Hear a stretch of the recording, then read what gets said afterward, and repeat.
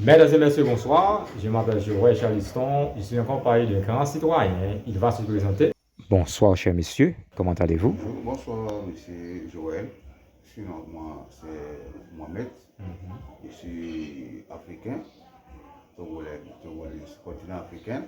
Je suis togolais, togolais. Togolais. Oui. C'est-à-dire, pays Togo, c'est un pays africain. de l'Afrique, oui, Ah, surtout de l'Afrique de l'Ouest. ah, d'accord. Oui, Togo, c'est un pays de l'Afrique de l'Ouest. Monsieur Mohamed, Oui. comment est Togo? Faites-moi un petit peu la description de ce pays. Togo, c'est un pays de l'Afrique de l'Ouest. Je peux dire l'Afrique de l'Ouest au Togo. Tout va bien là-bas. Du côté, sur le plan éducatif, ça va. Parce que l'école, l'enseignement on a bien enseigné. L'éducation est bonne. Le paysage, si on prend le paysage est bon, le climat. Comme par exemple chez moi au Togo, la capitale. Comme on peut avoir les plages, vous voyez, non? Donc, les plages, les lieux de divertissement. Et ça va. Il y a le port, il y a tout, ça va. D'accord. Eh bien, Mohamed est au Brésil. Vous avez combien de temps? Au Brésil, je suis rentré au Brésil presque un an comme ça. Passé 8 mois à peu près. 8 mois. Oui, 8 mois. D'accord. Mohamed a 8 mois au Brésil. Est-ce que vous aimez le Brésil? Est-ce que vous avez quelque chose que vous appréciez au Brésil? Brésil, je peux dire, c'est un bon pays. Parce que le Brésil, sur le plan éducatif, ça va. Sur le plan sanitaire, côté santé, ça va. La sécurité, il y en a. Même le climat aussi, j'ai aimé. Oh, très bien, très bien. Moi aussi, j'aime beaucoup le Brésil parce que le Brésil, c'est un pays qui est un petit peu similaire. Quand je parle de la similarité, je parle de la similarité en ce qui a trait avec le climat. Par exemple, en Haïti, nous avons un climat, c'est un peu chaud en Haïti, donc il y a ça au Brésil. Donc j'ai apprécié le Brésil pour cette partie. Il y a également d'autres choses que j'apprécie également au Brésil. On va en parler après. Mohamed a 8 mois au Brésil. Oui. Est-ce que vous travaillez? Et je suis arrivé, bien sûr que j'ai fait au moins 2 mois. Donc, je n'ai pas travaillé parce qu'au Brésil, tu ne peux pas venir en temps pour commencer à travailler en même temps. Il faut faire certaines choses, certains papiers à faire avant de commencer le travail. Mais présentement, ça va. Je travaille à une entreprise BRF, oui, BRF, oui. Donc, je suis abatteur de poulet. Très bien, très bien. Donc, vous avez dit que vous appréciez le Brésil sur les plans éducatifs, la santé, l'éducation. Vous savez pertinemment que l'éducation est gratuite au Brésil, c'est-à-dire on n'a pas besoin de payer. C'est ça. Moi, je suis étudiant à l'université fédérale, c'est-à-dire l'université publique au Brésil. Je n'ai rien payé. Au contraire, on me paie pour étudier au Brésil. C'est quelque chose qui n'existait pas en Haïti dans mon pays. On vous paie? On me paie pour étudier au Brésil. C'est quelque chose d'extraordinaire. Ah, donc c'est un peu bon, parce que par exemple, si je vais au Togo, ici chez moi au pays, franchement, c'est toi qui vas payer. C'est toi? Oui, c'est toi qui vas payer, parce que il y a les écoles publiques, il y a l'école privée. Les publics, on paie, mais le prix est bas. Donc, c'est les privés les prix sont un peu élevés. Donc, sinon, chez nous, tout est payé. Tout est payé. Même à l'hôpital, tu vas payer. Donc, c'est un peu ça. Par rapport au Brésil, l'école, on ne paie pas. Donc, j'ai remarqué ça. Même à l'hôpital, la fois passée, j'étais à l'hôpital, on m'a fait tout, j'ai demandé c'est quoi. Non, c'est bon. On a envie de partir, donc je vois que c'est un peu bon. Donc, c'est ça, j'ai beaucoup aimé. J'ai beaucoup aimé. J'ai beaucoup aimé également le Brésil. Parce que le Brésil, c'est un pays dans lequel, quand on vit, on sent qu'on est en train de vivre. C'est-à-dire, il y a, sur le plan de la sécurité, par exemple, on peut marcher, on peut être dans la rue à minuit, à 1 heure du matin, qui est un petit peu différent dans mon pays, par exemple, en Haïti. On ne peut pas être dans la rue à minuit. Si on est dans la rue à minuit, il faut avoir une pièce d'identité. Et autre chose, si vous n'avez pas de pièce d'identité, on peut penser que vous êtes, même si vous êtes haïtien, on peut penser que vous êtes quelqu'un d'autre. Vous comprenez? Oui, je vous comprends. Exactement. Donc, l'éducation ici au Brésil, $0, c'est-à-dire on n'a pas 0 réal, on a réal au Brésil, c'est-à-dire on n'avait pas payé pour étudier à l'université publique. Autre chose importante également que je dois vous dire, par exemple, en Haïti, pour étudier la médecine en Haïti, pour étudier également génie civil en Haïti, c'est quelque chose, pour étudier également agronomie en Haïti, c'est quelque chose de difficile. La raison pour laquelle, par exemple, les Haïtiens qui ont de l'argent, qu'est-ce qu'ils font? Eh bien, ils envoient leurs fils aller étudier en République dominicaine. La République dominicaine, vous savez que c'est un pays qui est un petit peu près, laissez-moi vous dire, je ne sais pas, est-ce que vous le savez? Haïti, l'île d'Haïti, quand on parle de l'île d'Haïti, c'est-à-dire on parle de Haïti et la République dominicaine. C'est-à-dire c'est presque une partie d'Haïti. Parce que quand on parle de l'île entière, la République dominicaine en a dedans. Mais deux républiques différentes, c'est-à-dire la République dominicaine et la République d'Haïti. Est-ce que vous savez que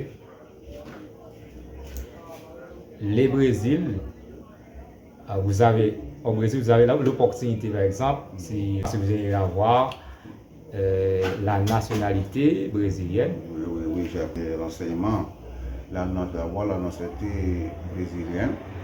Donc, ils ont permis aussi. Exactement. Ils ont c'est permis. Exactement. Si vous avez par exemple 4 ans dans le pays, eh bien, vous pouvez avoir la nationalité brésilienne. 4 ans. 4 ans, c'est-à-dire si vous n'avez pas de fils dans le pays. Imaginez par exemple Mohamed a sa femme a mis au monde un fils. Au Brésil, eh bien, Mohamed aura seulement 1 an pour commencer avec le processus de naturalisation. C'est quelque chose d'extraordinaire. C'est intéressant.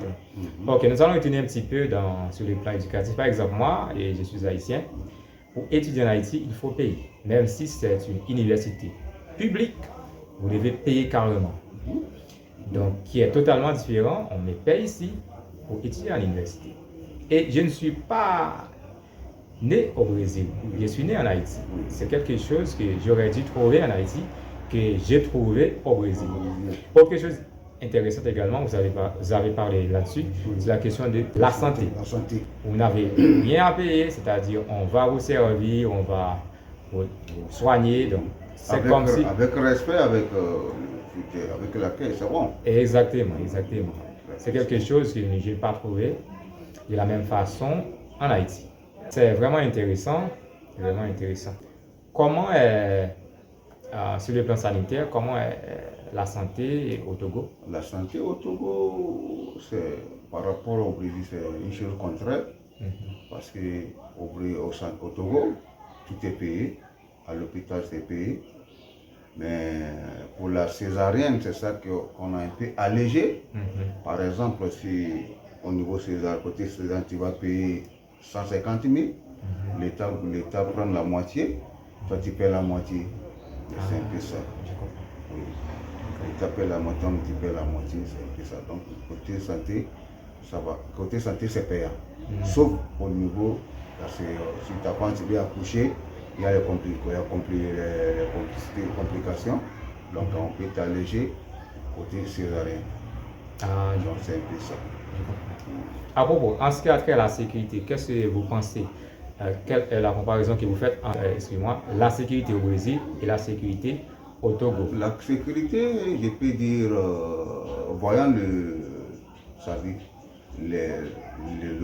Brésil, avec tout l'étendue, donc pour on compare avec le Togo, c'est un petit pays par rapport au Brésil. Donc c'est un peu ça. Donc la sécurité au Brésil, ça va. Tu peux sortir à tout moment et rentrer. Mais chez nous au Togo, c'est pareil, mais il y a certains coins, surtout à l'heure actuelle, il y a certains coins, tu peux pas sortir, entrer à l'heure que tu veux. Parce qu'il y a les petits brigands, donc il y a les volets qui sont là, donc c'est un peu ça. Sinon, côté sécurité, avec les agents de sécurité, il y a les contrôles. La nuit, on te voit que non, on va te contrôler. Si tu es un suspect, on te voit, si tu as la carte togolaise, la nationalité togolaise, et dans ta carte d'identité, il n'y a pas de problème.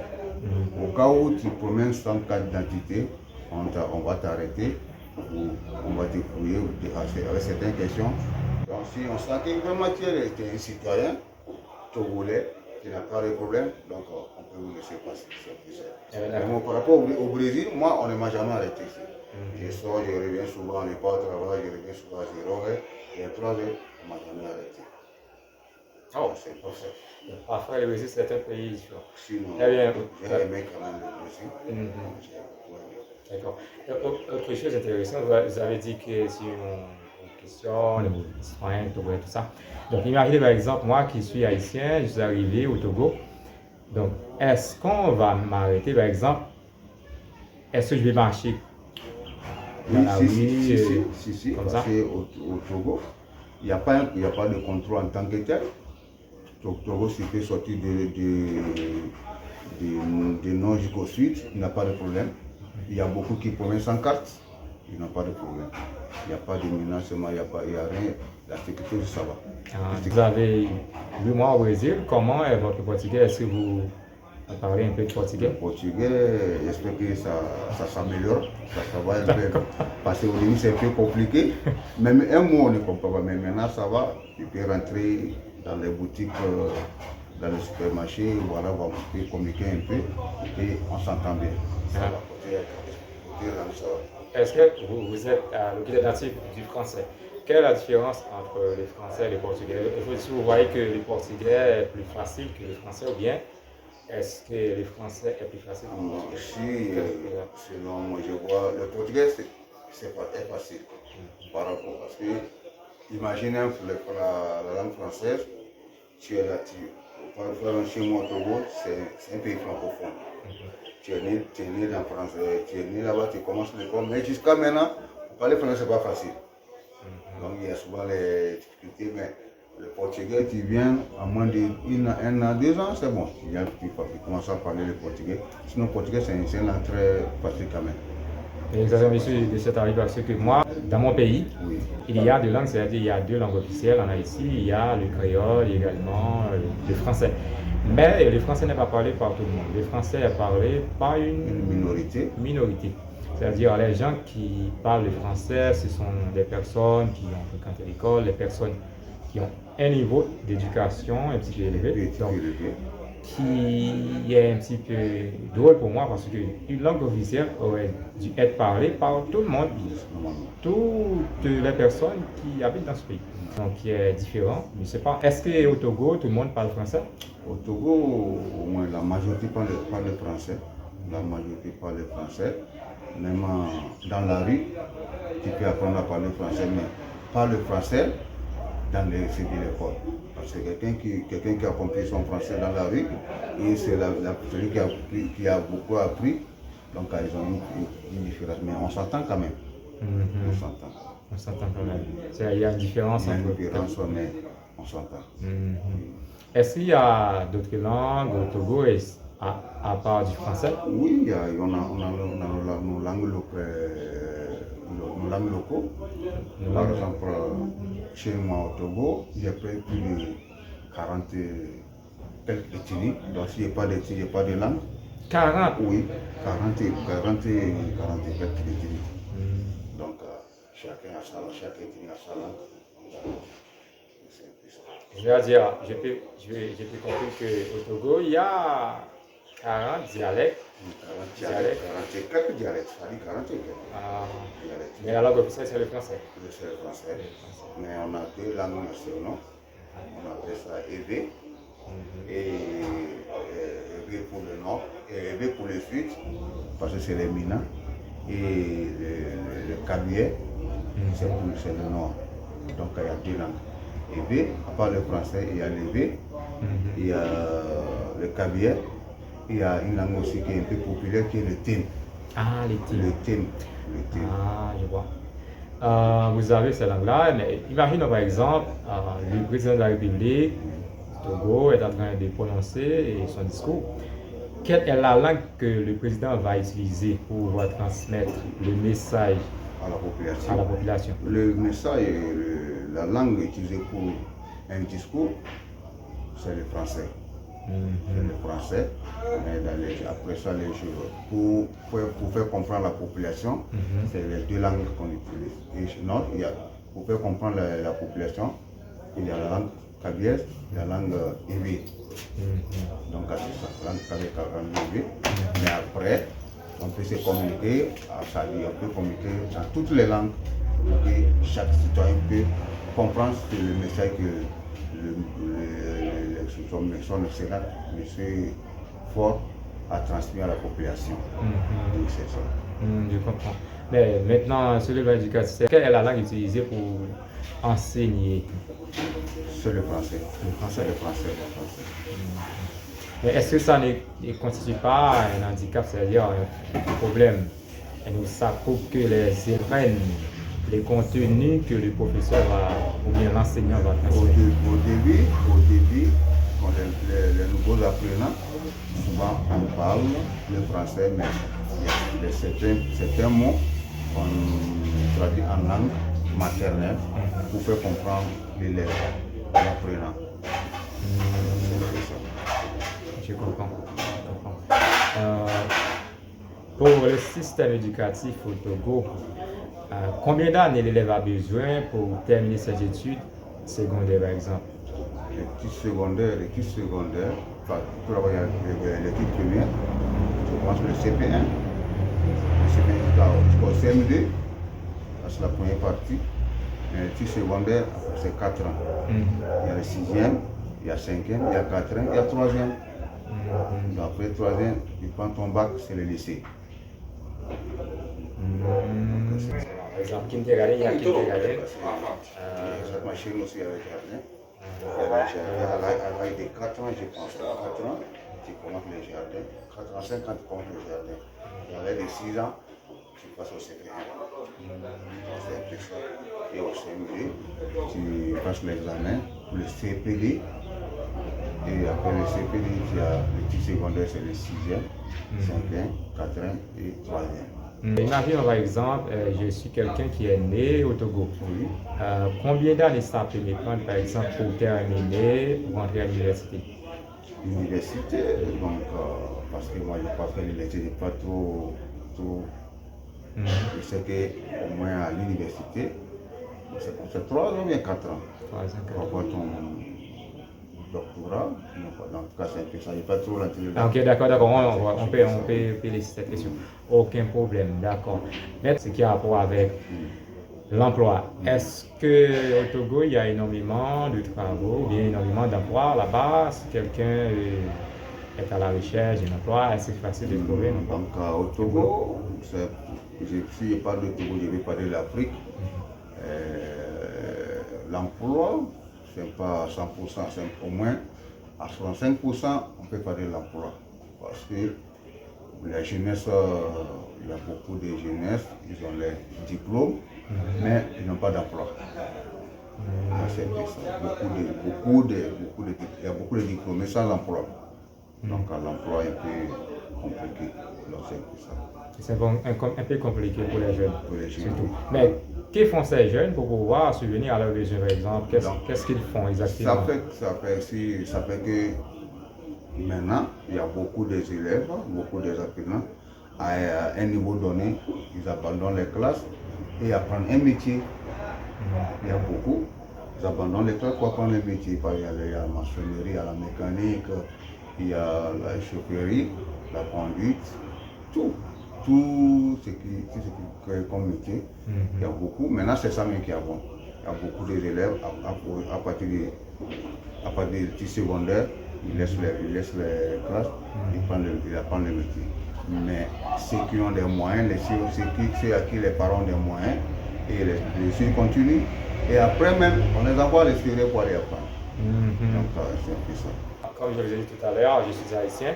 En Haïti, par exemple, la profession qu'on donne plus de valeur, c'est la médecine. Mais pour au Togo, est-ce que c'est pareil? Quelle est la profession la plus valorisée? La profession la plus valorisée au pays, au Togo chez moi, moi j'ai fait de la médecine aussi là, dans le côté santé, l'enseignement. Le côté de la médecine et l'enseignement. À part ça, donc, j'ai parlé des mécaniques, des autres métiers. Mais est-ce que, bon, je crois que les professeurs qui travaillent là-bas, est-ce qu'il y a, bon, je crois qu'il y a un professeur qui enseigne, privé, je crois. Mais est-ce que les enseignants aiment leur travail? Oui, les enseignants, il y a beaucoup qui aiment le travail, mais parfois, par exemple chez nous en Afrique, souvent il y a les salaires, le problème des salaires qui fait décourager les enseignants. Il y a beaucoup, souvent le salaire n'est pas beaucoup, le salaire est peu, donc souvent il y a beaucoup qui découragent, ils négligent l'enseignement. Donc c'est un peu ça. Je comprends. C'est-à-dire quand l'enseignant ne reçoit pas son salaire, est-ce qu'il va travailler ou bien est-ce que... C'est ça. Quand l'enseignement, parce qu'on travaille pour gagner et survivre. Donc si tu vas travailler et tu ne gagnes rien, ou bien ce que tu gagnes, ça n'est pas satisfait. Donc il y a beaucoup de décourage. Donc c'est un peu ça. Donc ça fait que aussi, avec surtout côté enseignement, il y a beaucoup d'enseignants, ils enseignent, mais il y a certains, comme les travaux champêtres, ils font ça aussi. Ils font des champs pour pouvoir combler à leur vie. Donc c'est un peu ça. Je comprends, je comprends. Maintenant, nous allons parler un petit peu sur le plan familial. Au Togo, on va parler là-dessus parce que je crois que c'est important un peu. Est-ce que quelqu'un peut se marier, par exemple, imaginez vous êtes un homme. Vous êtes un homme. Est-ce que vous pouvez vous marier avec une ou deux femmes? Est-ce qu'il y a polygamie? Chez nous, la polygamie est permise, surtout en tant que musulman. La polygamie n'est pas interdite, c'est permis. Et jusqu'à 4 femmes si tu as les moyens. 4 femmes si tu as les moyens. Une femme, 2 femmes, 3 femmes si tu as les moyens. Je comprends. Donc la polygamie est permise. Je comprends. Mais est-ce que c'est permis également une femme peut avoir plusieurs hommes également? Il y a ça? Non, ça c'est pas autorisé. Il peut avoir plusieurs hommes, c'est pas autorisé. Et chez nous, c'est que la différence, c'est que j'ai vu ici, et ça m'a un peu plus côté femme qui se marie à une femme, c'est-à-dire une femme peut avoir une amie comme une femme, mais un homme peut avoir un ami comme un garçon. Ils sont là, c'est-à-dire c'est pas le côté